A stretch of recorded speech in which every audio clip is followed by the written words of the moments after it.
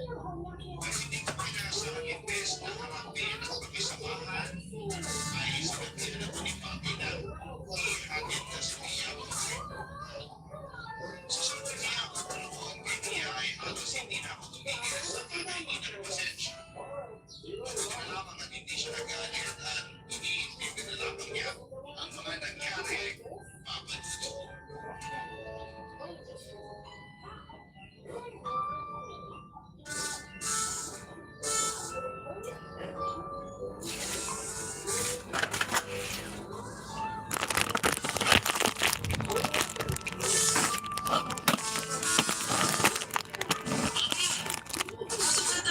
Wala tayong dapat na pag-usapan, Jory.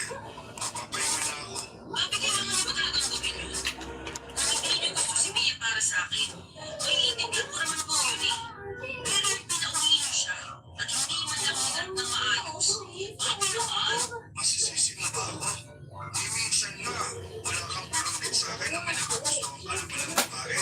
Tapos ngayon, bigla mo nilang dadalhin dito. Baka na po ba tanggap niyo na tumuloy ako?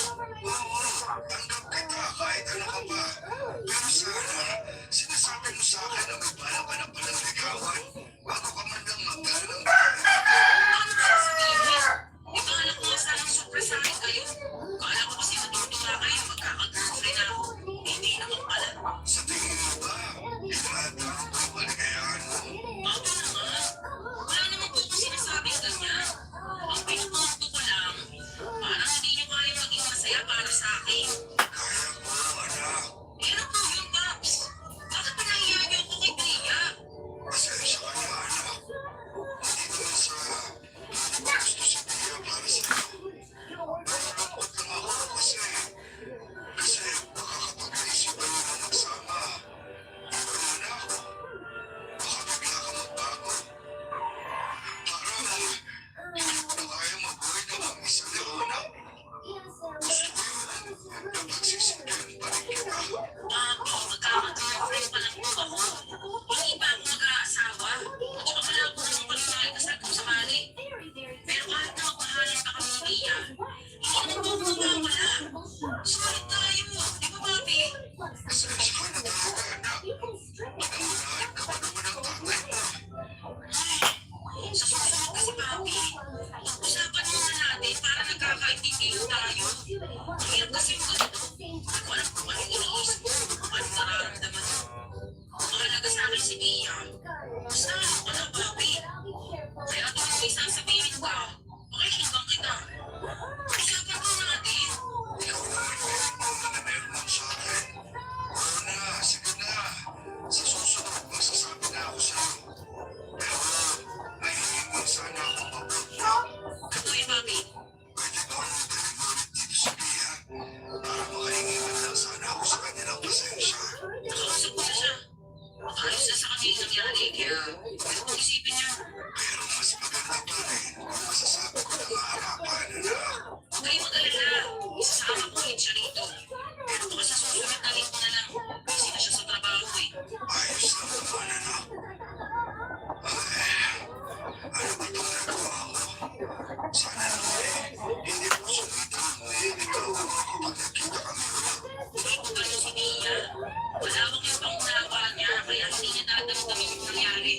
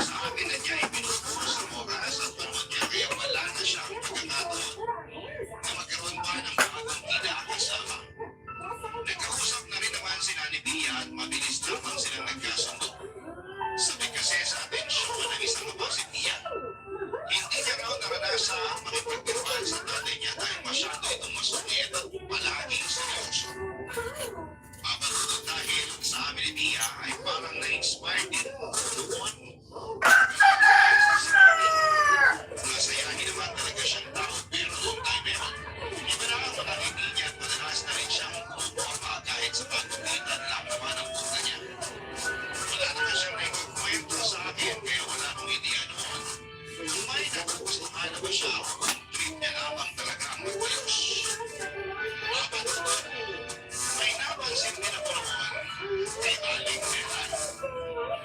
Hindi na niya madalas na pinag-iinitan si Papi.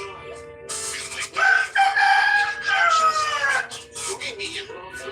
Akala niya si Papi ang nandito kay Pia noong time na yun.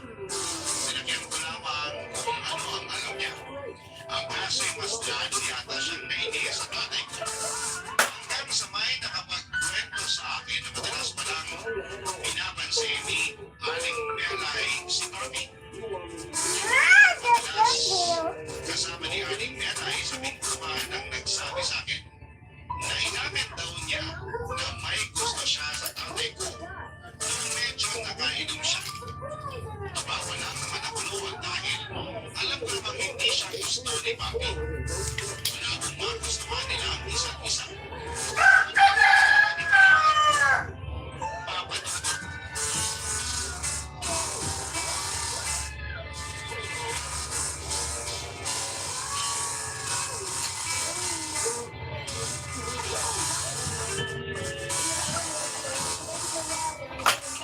Papi, bawal yung matabalikan ngayon. Alinsangan kasi anak. Okay lakad kayo, Papi, ha? Nakabox pa yung buhok mo. Pero teka, box mo ba yun o laway? Tema anak, ang sekreto. Kaya palaging maayos yung buhok ng papi mo. May sikreto ka pala, Papi. Pero seryoso, may sakit ang nakitang ganyan. Ano namang ibig mong sabihin? Ano ganyan? Nag-aalis kayo. Totoo na. Tsaka tignan niyo yung mukha niyo, Papi, oh. Namumulayo kami ng biscuit. Natural glow ba yan o ilang ka na? Kailangan na pala, Papi. Kailangan na uto kapag may iniiwasan kang tanong. Ano nga ulit yung tanong mo? Kung ilang ka na po ba? Bakit ba mo naisip yan? Wala lang.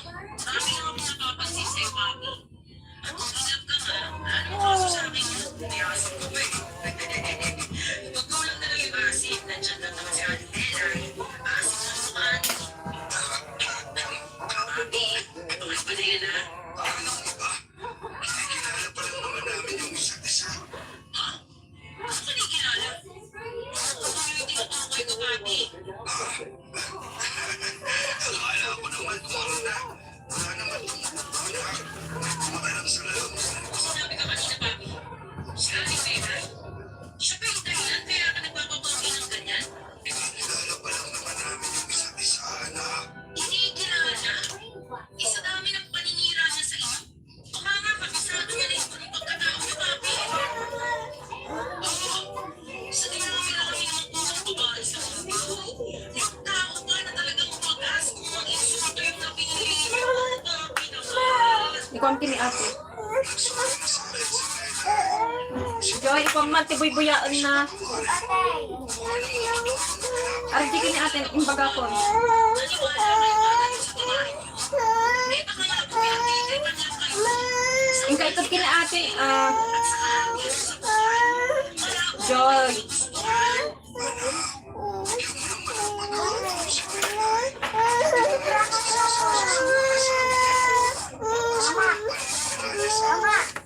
Dip kini ate. Sabi mo lang siya. Sige na naman, anak. Kahit ito, hindi ko, Papi, kahit lubot pa siya sa harapan ko, tanan niya ako ng kung ano-ano, hindi na magbabago ang tingin ko sa kanya. At hindi ko rin po basta-basta makakalimutan yung mga pag-iinsultong ginawa niya sa inyo. Papi, huwag naman sana kayo magpapadala agad sa kaunting kabuting ang pinapakita ng babae niyo. Mga magsisihan niya at pagdating ng Itod mo kini ate mo, nasa gabubraon ni mama ko na. Sige na. Kahit para sa akin na lang. Dito, Papi. Marami kong kaya gawin para sa inyo. Kaya kong makipagpatayan para sa inyo. O kahit inulit ko pa itong isang titi ko kapag kailangan nyo. Pero yung makipag-ayos ko kay Aling Melay at maniwalang gusto pa niya, wala po yun, Papi. Hindi na ba talaga magbabago ang isip? Masyadong matigas ang puso. Ano ba talaga nagsasabi niya sa akin, Papi? Sa dami ng pinagdaanan natin, ano ba kinakasahan niyo? Hindi ko ako basta-basta na lang lalambog. Lalo na sa isang tao walang ibang ginawa kundi peste yung buhay natin. Maghanap na kayo ng ibang babae, Papi. Kasi kung ipipilit niyo si Aling Melay, maghanap na rin po kayo ng ibang anak.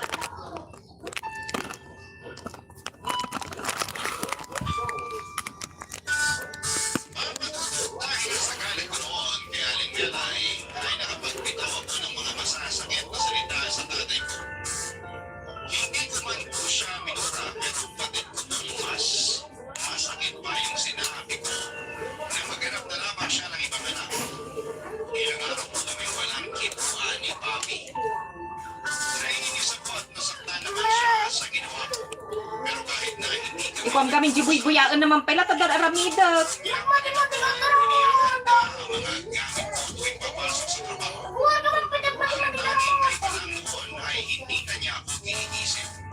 Sinasadya na lamang niya na magingay sa kusina para magising ako.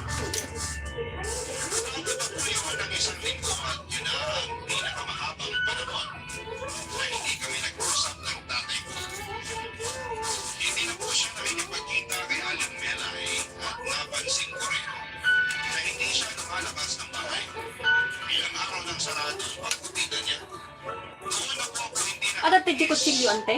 Di kutsilyo nga black? na-realize kasi hindi ako kayang ipagpalit ni Papi sa kahit na ano. Kahit na sa mismong kaligayahan pa niya ang nakasalalay. Barangay Love Stories. Barangay Love Stories. Sa isang linggong hindi namin pag-uusap ni Papi ay marami po akong napagtanto papadog. Una na roon, yung kung gaano ako kamahal ng tatay ko. Naisip ko rin yung mga sakripisyo niya at yung palagi niyang paglalaan ng mas malawak na paggawa para sa akin. Samantalang ako ay pinagdadamot ko na maging masaya siya. Hindi ko siya mapagbigyan sa isang bagay na maaaring magpasaya sa kanya. Ano aging mo dyan? Papadudot kinausap na rin ako ni Pia at pinayuhan niya ako na ako mismo ang magbaba ng pride Pakilala. para magkaayos sa amin ni Papi. Eh, Ako naman po talaga yung nakapagbigay ng masasakit kasi bigyan ka ito lala. nasaktan ko po si Papi pero nanatili pa rin siya sa tabi ko. At hindi ako pinabayaan sa kabila ng hindi namin pagkakunahan. Doon ko mas lalong napagtanto kung gaano ako kaswerte na anak niya ako at siyang magulang na nagpalaki sa akin. Kaya naman hindi ko na pinatagal pa yung tampuhan namin at nag-decide na akong suyuin si Papi. Ilocos Sur po ako, Santa Cruz. Minamadali ko na kasi ito ng oras niya.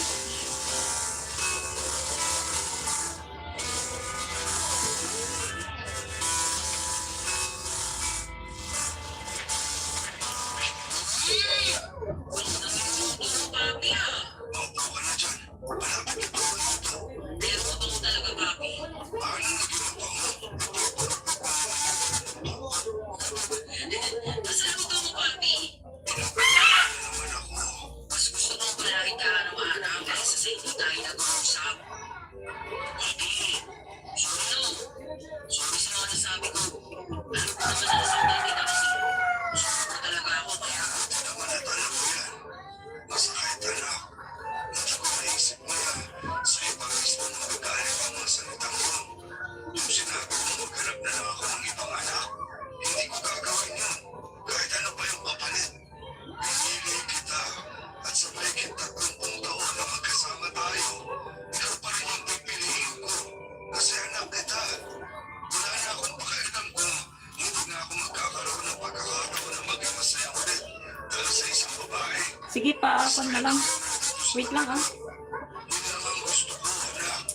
napakamasali ako, Papi. Huwag ko naisip na halos buong buhay mo. Lapag ka ng bahay mo. Naisip ko. Tapos umuutin ka na bayaan lang. Lahat ng ako ba?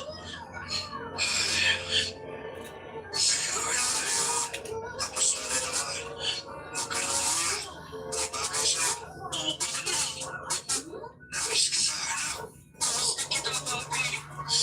Paano? Kaya kung tutuloy ang pag-ibig ko, tutulungan na kita. Ha? Naku, nahihiya na nga ako magpakita kay Melay. Iwasan mo ko naman bigla eh. Baka mamaya. Opo, papatalo ka ng ganun-ganun ng Papi. Di ata, Papi. Ano namang magagawa ko? Kaya ako ang sumuko. Hindi na tuloy ako kinakausap ni Melay. Huwag kang magalala, Papi. Akong bahala. Basta magpapugi ka lang dyan. Ako ang gagawa ng paraan para magkausap kayo ulit. Total, ako naman yung dahilan kaya ako siya iniiwasan. Anak, hindi okay sa'yo na makipagpapagilan ako kay Melay. Ayos na. Tama na, Papi. Ayos na sa akin yun. Basta kung saan ka masaya. Kaya ngayon, bibigyan ko na ng chance si Aling Melay. Basta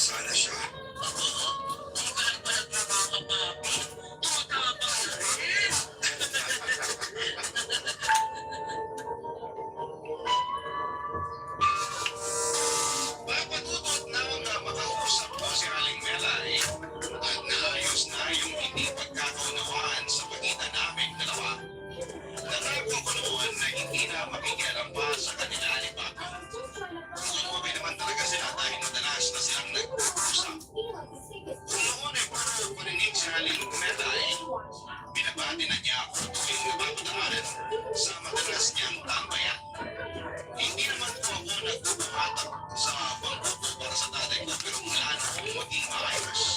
Ang samahan nila ay tumingin na sa pagsusugal si Aling Melay. Sumasama na rin siya kay Papi sa simbahan at yun naman ang nagustuhan ko. Wala naman po kung ibang hinihiling noon kundi isang babaeng may takot sa Diyos at malawak na pangunawa para kay Papi. Noong mga panahon yun ay nakita ko yung kay Aling Melay. Siguro may nahusgahan ko lamang siya ng maaga at hindi ko siya kinilala ng mabuti dahil naging masama agad ang tingin ko sa kanya. Kaya yung pagtanggap ko at pagrespeto sa kanya bilang isang babae na pinapahalagahan ng tatay ko ay paraan ko na rin para makabawi sa kanya. Papa Dudut.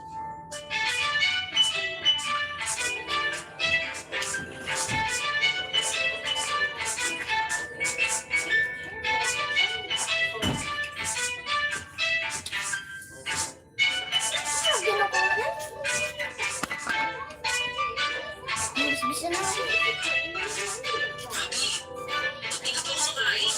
Tapos na ako. Teka, may hinihintay ka pa ba? Nagsabi kasi si Melay na sasabay ko siya sa ating mananalian. Ito nga pala, may hinihintay. Gusto ko na nga sanang puntahan eh. Kaso sabi niya, siya na lang daw pupunta rito. Hoy, mukhang huwag na kay Aling Melay si Papi ah. Ayan ka na naman sa panunuso mo. Kung ano ang nakikita mo, huwag mo na lang sabihin. Alam mo namang nahihiya ako kapag ganyan eh. Jesus! Natapunata naman ang atake mo, Papi. Pero pinata ka naman talaga, kaya hindi na kita kukontrahin dyan. Siya na yata yung kumakatok. Teka, tapos ko muna siya, anak. Sige lang, Papi. Melay, halika, pasok ka. Ay, salamat. Ay, talaga pala ako pala. Sabi ko kasi, paborito yung tsura niyong dinakdakan, kaya nagluto ko kanina. Medyo natagalan na. Teka, tama ba yung narinig ko? Basta na kang dinakdakan na Aling Melay. Oo, pinuto ko talaga ito para sa'yo. Sa kanya lang talaga. Nasa naman yung para sa akin. Papi, hindi na ako magawan. Masaya ko na yung puso ni Aling Melay. Si Papi.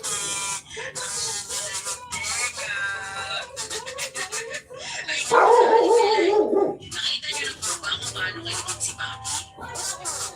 Tumatahimik siya tapos nagpipigil na natin. Naku, level 1 pa lang po yun.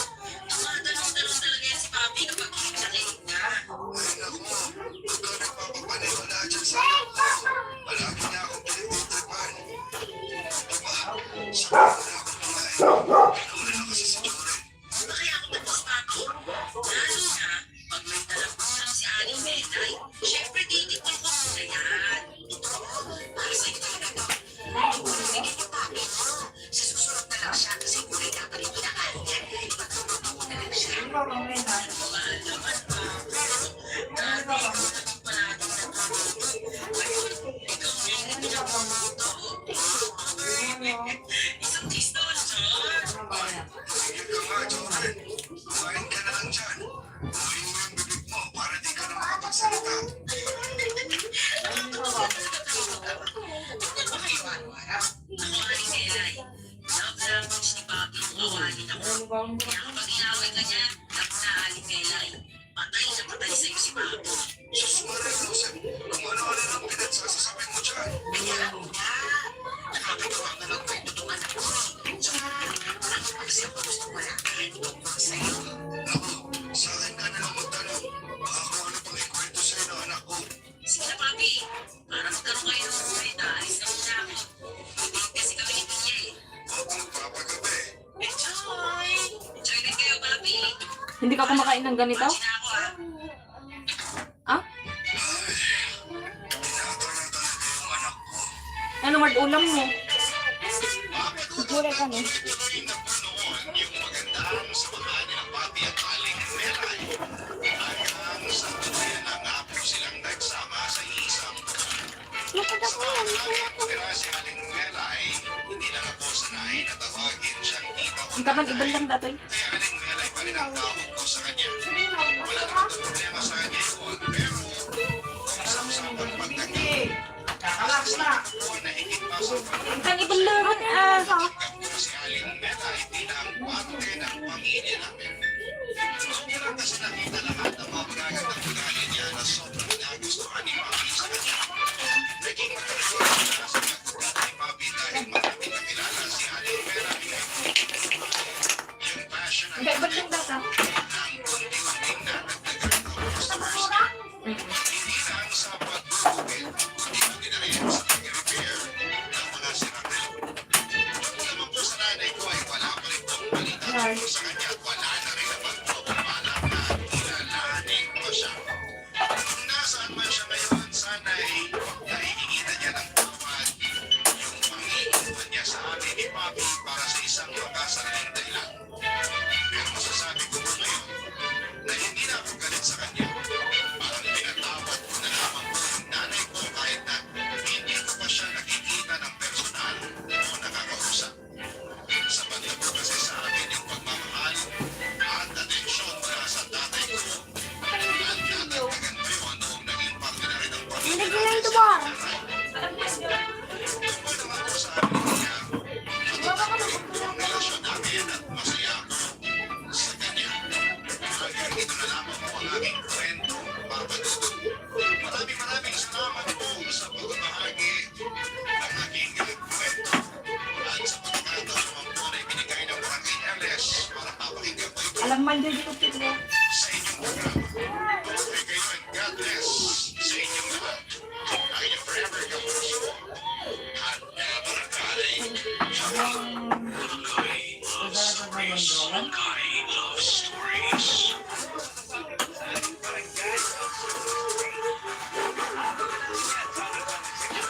Barangay LS 97.1.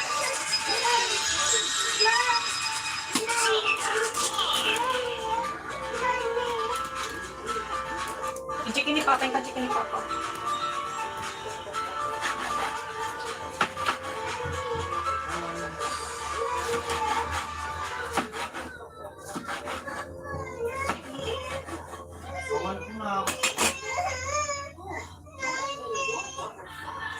Sounds like Sting.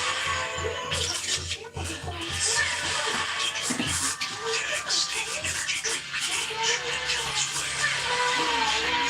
Iba yung ni Papa ko may nakabaramida. When you listen to your skin, it shows. Flex Sensation Lactobio Plus. 100% natural. Ang mga kwento ng pag-ibig, kwento ng buhay, at kwento ng pag-asa. Dito sa Barangay Love Stories.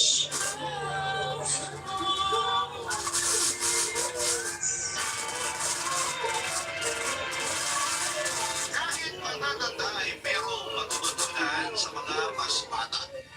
Kaya dapat bukas ang puso at isipan para umunawa at hindi lang ang mga magaling at pinig na panghusga at magtalimusta. Ikaw kabarangay, ano ang importanteng leksyon na natutunan mo sa buhay? Dear Papa Dudut, dumaan na po ba kayo sa trahedya ng inyong buhay na noong una akala ninyo hindi ninyo malalagpasan? Kasi mukhang wala ng pag-asa at para bang mas lamang na lamang yung sakit na nararamdaman ninyo kesa sa kaginhawaan. Kasi ang eksaktong pinagdadaanan ko sa past relationship ko ay nakala ko pang matagalan na. Huwag nga ako nagpala sa kanya ang walang forever. Kasi kung totoong meron ito, sana kami pa rin ang fiancé at long-time boyfriend ko, Papa Dudut. Pero iba yata ang mga kwento ng pag-ibig, kwento ng buhay, at kwento ng pag-asa dito sa Barangay Love Stories.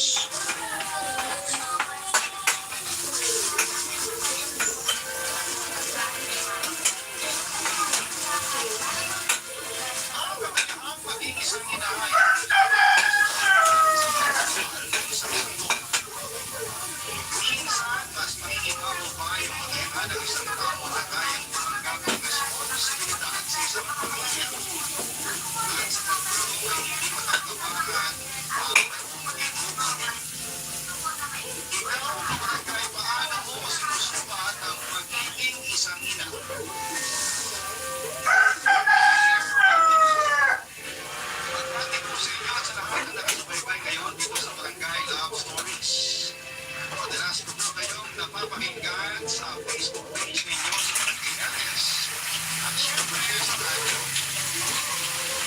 Kaya naman kailangan po na makapagpadala sa inyo ng ina. Kaya po, kapag ito kayo naman ang mapakinggan ng libre-libre ng listeners at kasama na nga rin Panginoon Papatuloy. Tawagin na lamang po ako sa palayang pong LB, 34 years old na sa ngayon. Taga-Bulacan po, pero yung trabaho ko ay nasa Makati. May asawa na po ako at tawagin na lang po namin siya sa pangalang Tom.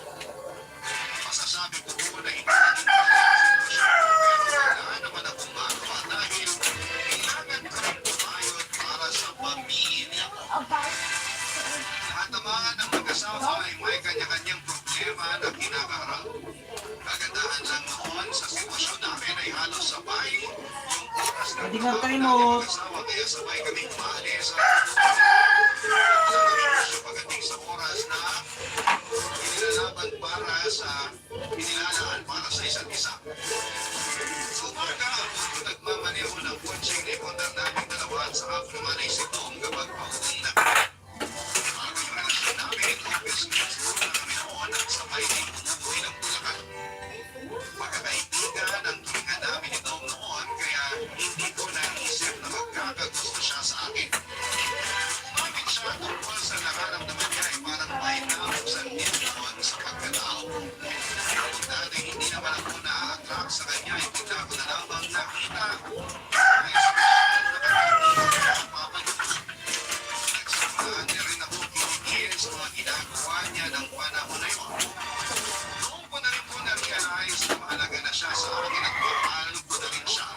Ang higit pa sa pagiging isang kaibigan. Hindi ko makakalimutan kung paano siya nagtapat sa amin noon. Nagkataon pa kasi mula natalo si Nick Tapusan ng mga sasakyan sa EDSA. Nakabas lamang kami ng time na yun at hindi na rin bago sa amin na makatulog na nakasandal sa isa't isa. Noong nagising ako ay hawak na niya ang kamay ko. Nabigla ako sa alam ko pa na mahal na niya. Wala naman ang ganito ay napakuna lamang ako noong sa nalingkot ang Nagkarating sa po mo na yun. pinatong niya yung nararamdaman ko para sa kanya. Nakikita na naman ang mapatuloy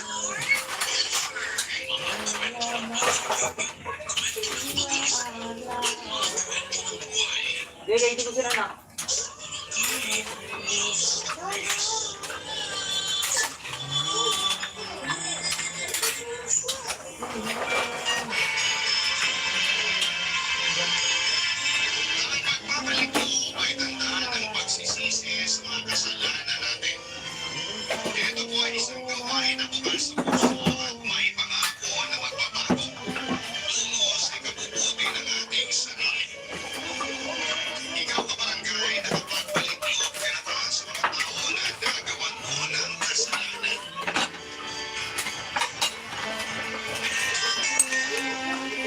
Here, Papa Dudut. Good afternoon po. Bago po ako dumiretso sa pagbabahagi ng storya ng buhay ko ay bahagi po muna ng isang magandang tanghali sa inyo at sa ating mga avid listeners. Katulad nila ay proud po akong sabihin na isa akong certified kabarangay. Kinakatigan ko po kasi ang mga kwento ng pag-ibig, buhay at pag-asa ng inyong programa tuwing tanghali. Isang beses ay naisip ko na magpadala ng sulat sa inyo at umaasap po ako na mapili po niyo itong ere. Sana po sa bandang dulo ay may aral na matutunan ng mga nakikinig. Tawagin niyo na lamang po ako sa pangalang Amir. 36 years old at sa kasalukuyan. Tinutulungan ko po ang mama at Velma ko sa pagmamanage ng catering business and party needs namin dito sa Pasay. Family business po namin ito na sinimulan ng mga magulang ko. Lalo na noong nabubuhay pa ang tatay ko. Noong nagka-pandemya ay humina po ang negosyo namin dahil nilimitahan ang mga pagtitipon katulad ng birthday parties, binyag at kasal. Kaya sobra po kami naapektuhan at kamuntik na rin malugi. Pero unti-unti ay nakakabawi na kami lalo na ngayong lumuwag na ang alert level status sa Metro Manila. Papa Dudut, meron po ako anak, si Johanna. At maglalabing 2 taon na siya sa darating na Disyembre. Alam namin siya ng namayapa kong asawa na si Mirabel. Pumanaw na nga po ako sa misis ko na gagawin ko na lahat mabigyan lamang na magandang buhay ang kaisa-isa naming anak. Hindi po naging madali ang pinagdaanan namin, Papa Dudut. Lalo pat wala ako noon sa poder ng magulang ko. Hindi kasi maayos ang relasyon ko sa kanila, lalo na kay Mama. Simula din naging kami ni Mirabel. Hindi po kami mayaman, pero dahil nasa abroad si Papa ay meron kaming pera. Kumpara sa pamilya ng misis ko na isang kahit isang buka. Kaya walang duda na hindi po si Mama na maging kami dahil gagamitin lang daw po ni Mirabel upang umasenso at makaamon sa kahirapan. Natatandaan ko pa kung paano ininsulto at pinagsalitaan ni Mama ng hindi magaganda si Mirabel. Nang sinapa ko siya sa bahay para ipakilala sa pamilya ko. Sinasabi sa ni Mirabel na alis na siya ay alam ko at ramdam ko na hindi po siya nagsasabi ng totoo.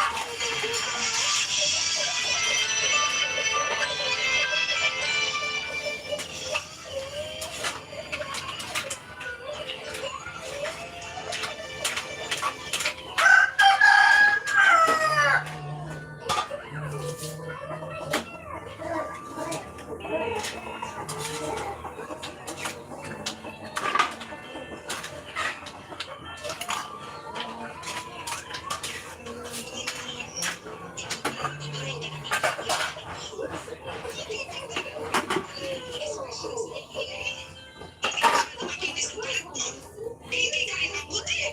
Hindi ka kagandahan. At nakuha ko pa ng ayusan. Kasi sa nakikita ko, hindi ko alam kung ano nakita sa iyo ni Amir. Wala na rin kayo sa mga sinasabi niyo. Sasaktan ang girlfriend ko. Ayos na mo, Amir. Sakta nga naman ang mama mo. Anong tawas mo? Nagsasabi ka sa'yo, Mirabel. Para sa akin, walang tawas mo ngayon. Kapag yung mga fulto. Ikaw wala, Amir. Si Maribel na rin ang nagsabi. Tama ako sa mga sinabi ko tungkol sa observation ko sa kanya. Kaya ako pinagagalit mo. Ay, hindi mo alam ang mga sinabi niyo. Information. Ay, alam ko kayo na lang kay Mirabel kaya nagkakagaya tayo. Ang problema. Nararamdaman mo naman pala, pero bakit tingnan mo pa rin yung babae na yun dito at pinakilala sa akin? Gusto ko kilala si Mirabel. Kaya nag-usap ko siya pinalala sa bahay, ma.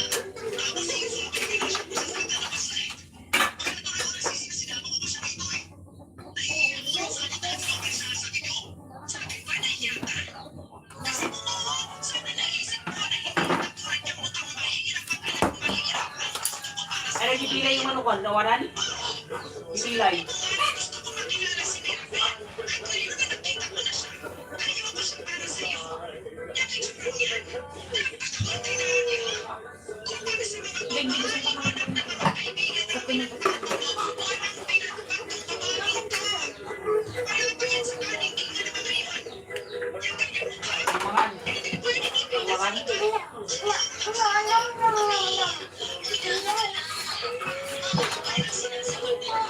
Nagbibisan ka.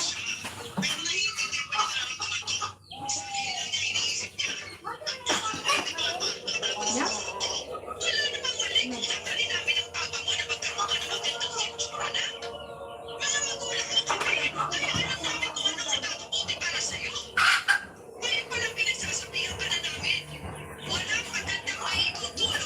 Nagbibisan ka.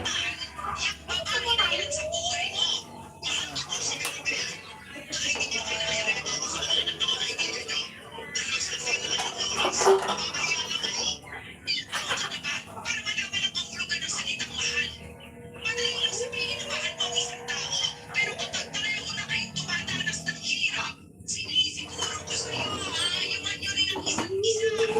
At hindi malaking mangyari yun kapag nag-isama ka pa dyan kay Mirabel Amir. Kaya ngayon pa lang maghiwalay na kayo. Mirabel, kahit hindi ka na matulong sa college, kaya mo na umintindi, di ba? Kasi kung oo, nakikiusap ako sa'yo. Humihingi ako sa'yo ng pabor na hiwalayan mo lahat na nagpataliin ng iyong mga gamit. Ayaw mo naman paniwala si Amir pagdating ng panahon. Basta ako ito, tumalas na umiiyak na nagtulog kasama ka. Sabi naman na hindi na kayo ka. Alam ko po na nalakihan ako sa hirap at hindi na sa pag-college. Pero hindi naman po ako tamad. Basta lang hindi rin po ako magagamit. Mahal ko po ang anak niyo. Yan po ang totoo. Sinasabi mo lang yan kasi gusto mo akong maniwala sa'yo. Akala ko ang totoo ko. Hindi. Ibahin mo ako na yan. Galing din kami ng tropa ni Ate Sira. Kaya ang anak ko ang nasis ang katulad mo. Tama ko sa mga seryoso. At kailangan ko gamitin sa amin. Matupad ko lang ang pangarap niyo. Sinasabi ko na sa'yo, kailan pa na, hindi mo lang naman ang pangalan mo. Iiwanan kayo ni Amir sa ayaw at gusto niyo.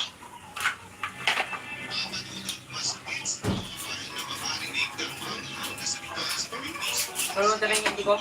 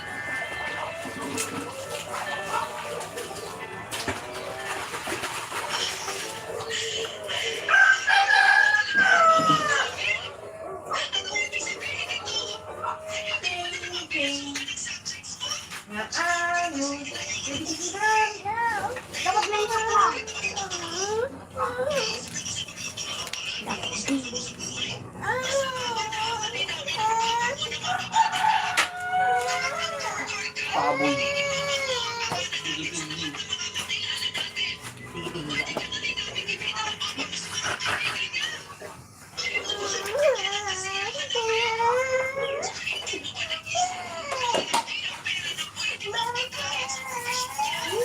Good.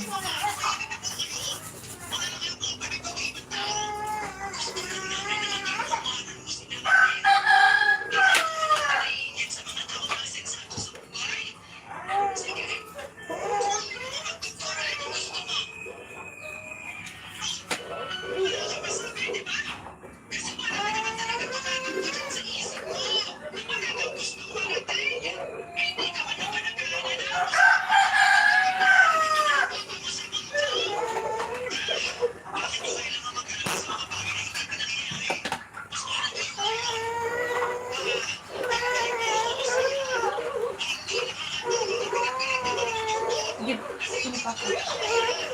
Agora tararap ko ni mama dati ni pineapple.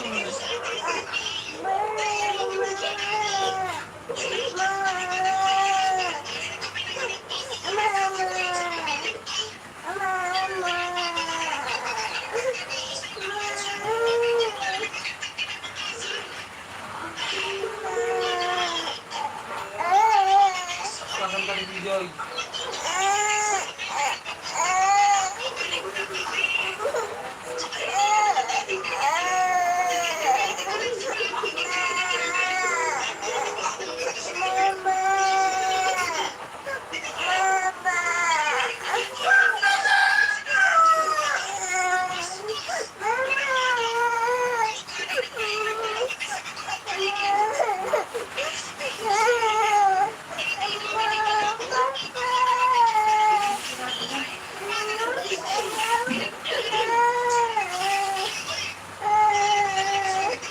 Magkilala rin mo ito. Mama.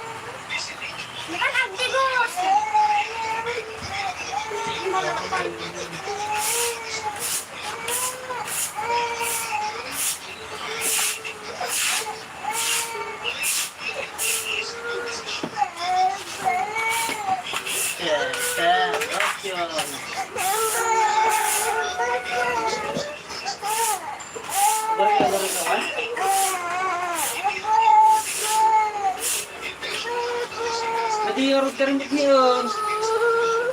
Madi niyo, madi.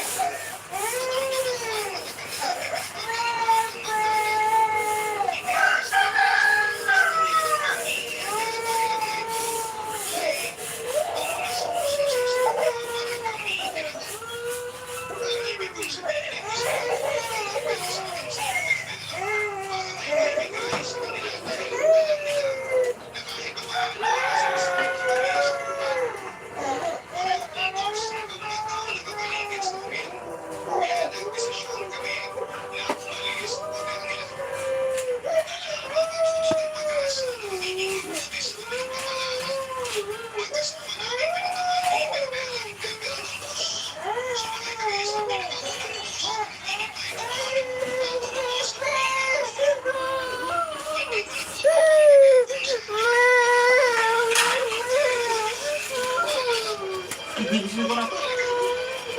Mas hindi gusto ko. Ay, kalau dado ka? Dado? Kalau dado ka tarik dado?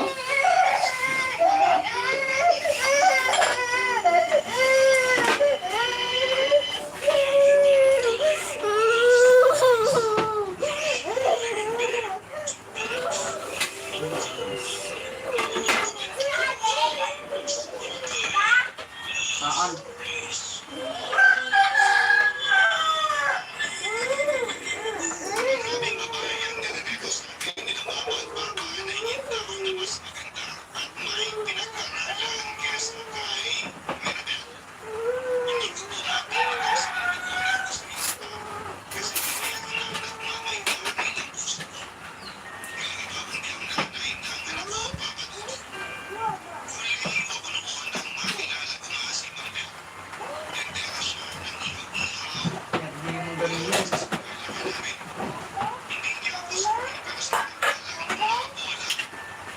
Lingkong? Ano kami ng lingkong? Hindi, ano dito?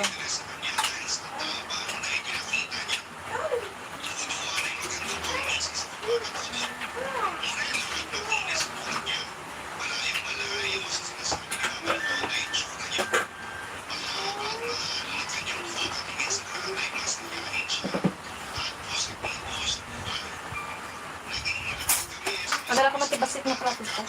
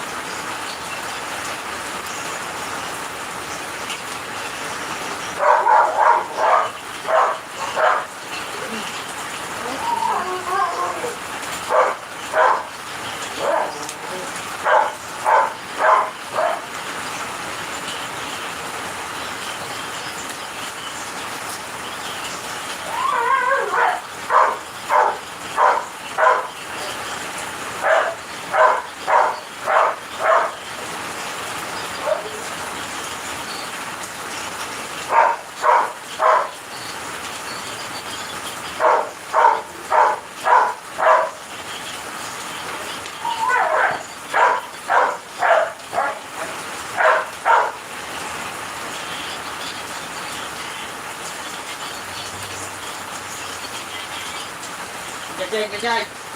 Kaya nakapikan.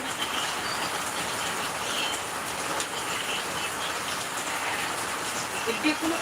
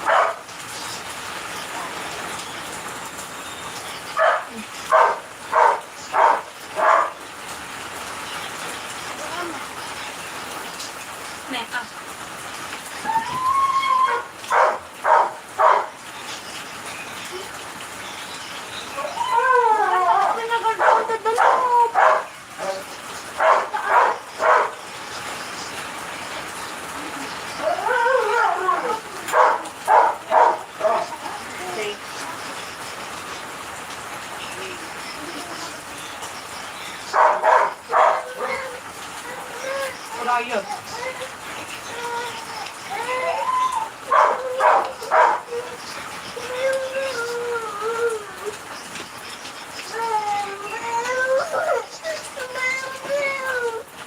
Alam man, Joy, di bumbong.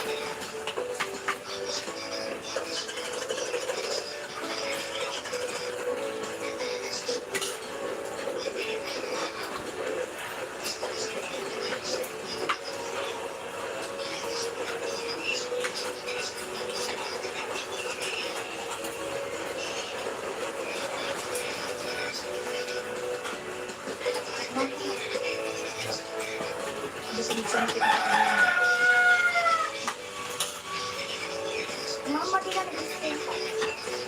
Jom. Amoy ikanti ang tumasin lang mo. Mga nakakag.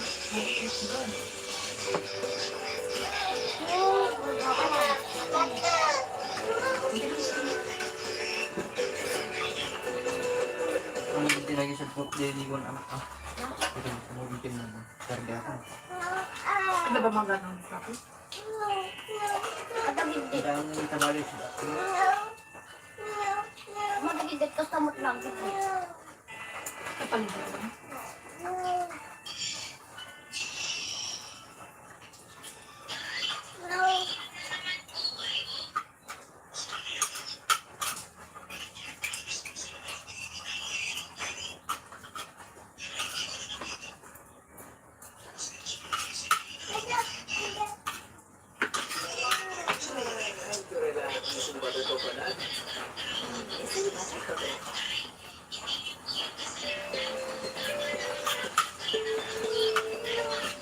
Sigma boy.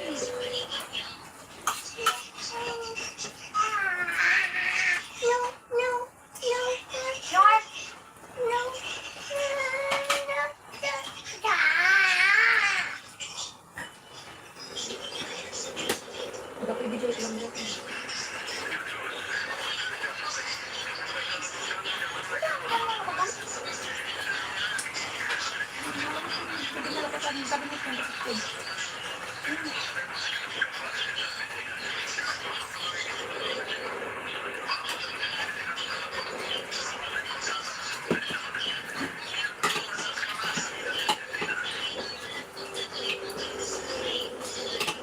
Gusto.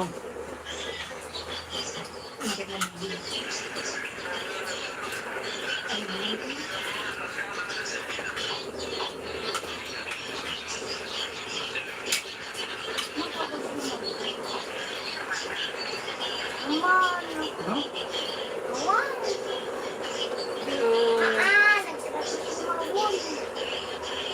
Ikaw.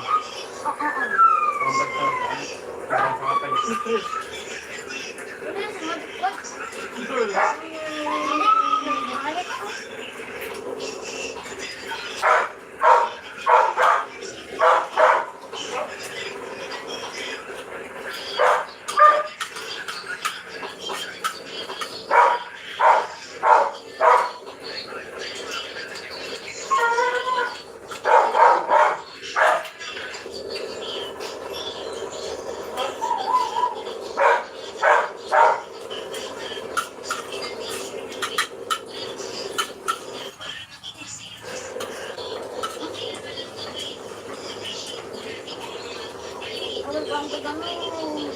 Ano na?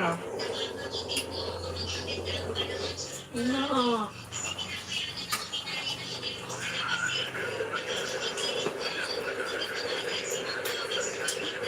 No, borot. Masakit. Nakasabay ko lang ng kapatid mo. Ano?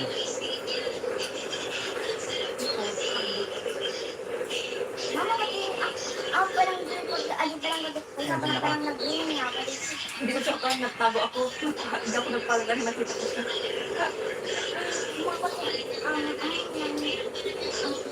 Aligan ko po. Nakatulog pa lang mo. Nasa nag-green na rin. Napan ka naglagan na. Ang tulog kumot lang. Hindi ko mga buwag. Ako lang baka umulit. Kung matulog kami tayo lang. Ay, ano ka lang ay.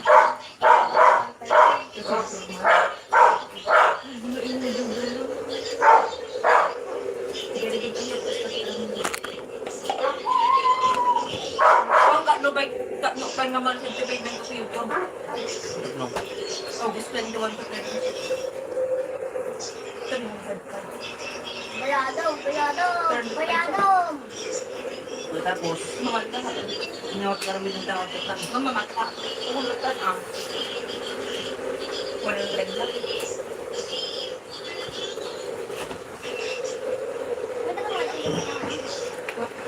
Hindi ka rin. Masubok ako.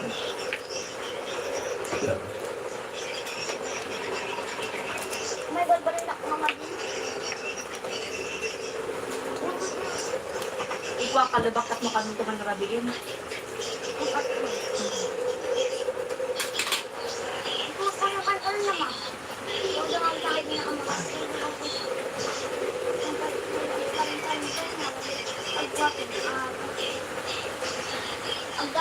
Lena. Baka.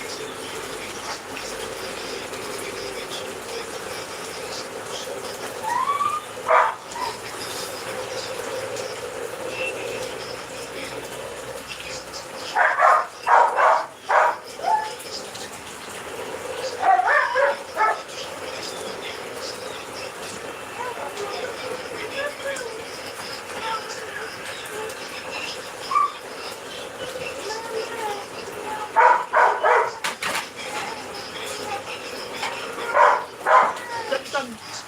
Tagtag ito. Next naman mo ko di ay buyaan na kanin.